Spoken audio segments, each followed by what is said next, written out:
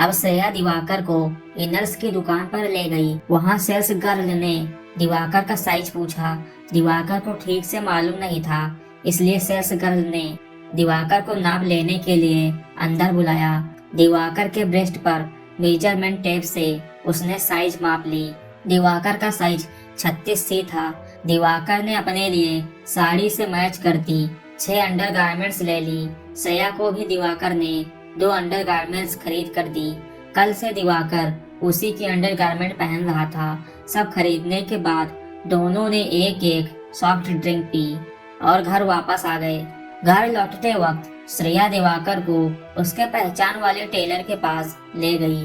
वो श्रेया के घर के पास ही रहता था।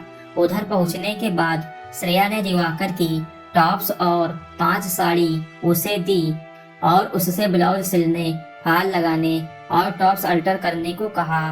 टेलर ने अपने बुक पर दिवाकर का नाम और नंबर लिखा और ब्लाउज की माप लेने के लिए आ गया। माप लेने के बाद उसने दिवाकर से पूछा कि आपको ब्लाउज किस तरह के चाहिए।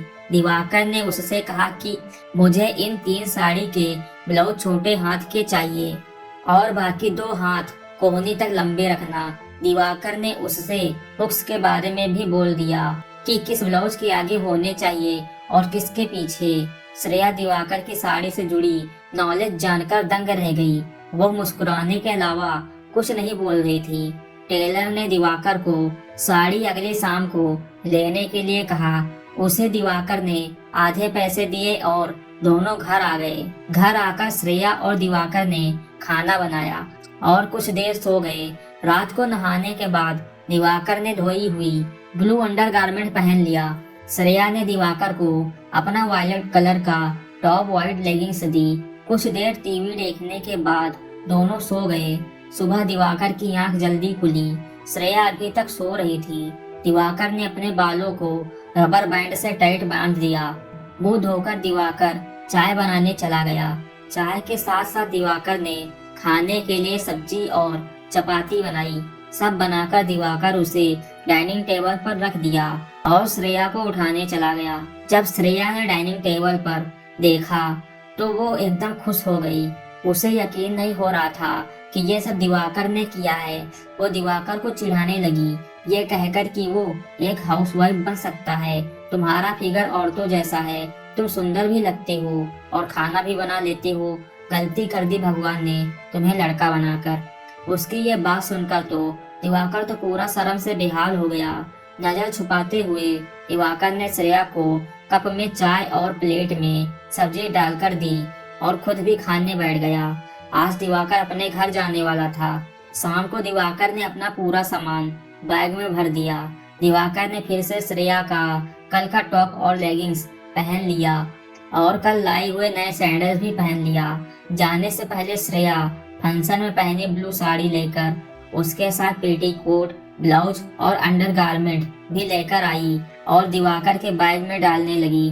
दिवाकर के पूछने पर कहने लगी कि ये मेरी तरफ से तुम्हारा तोहफा है और वैसे भी ये साड़ी तुम पर ज्यादा सूट करती है।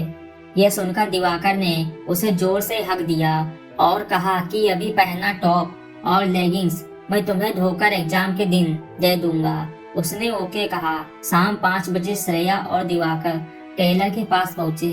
दिवाकर को देखते ही टेलर ने उसके सारे कपड़े लाकर दिए और कहा, अगर चाहो तो ब्लाउज ट्राई करके देख सकती हो। कोई गलती हो गई होगी तो मैं ठीक करके दे सकता हूँ। अंदर ट्रायल रूम है, उधर ट्राई करके देख सकती हैं। श्रेया ने ट्राई करने के लिए कहा। सो दिवाकर ने अपना टॉप निकाला और एक एक करके सारे ब्लाउज और टॉप पहन कर देखे। सारे एकदम परफेक्ट फिट आ रहे थे। बाहर आकर दिवाकर ने बचे आधे पैसे टेलर को दे दिए। उसकी दुकान से बाहर आकर दिवाकर ने श्रेया को हक देकर उससे विदा लिया। श्रेया और दिवाकर दोनों अपने घर जाने लगे। बस स्टॉप में पहुंचकर दिवाकर बस की राह देखने लगा।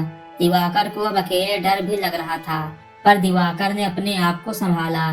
दिवाकर ने मन में सोचा कि ऐसे ही डरता रहा तो आगे मैं कैसे लड़की बनकर बाहर जाऊंगा। दोस्तों, कैसी लगी ये कहानी कमेंट करके जरूर बताइए और इस स्टोरी का अगला पार्ट सुनने के लिए चैनल को सब्सक्राइब कर लीजिए। Thanks for watching.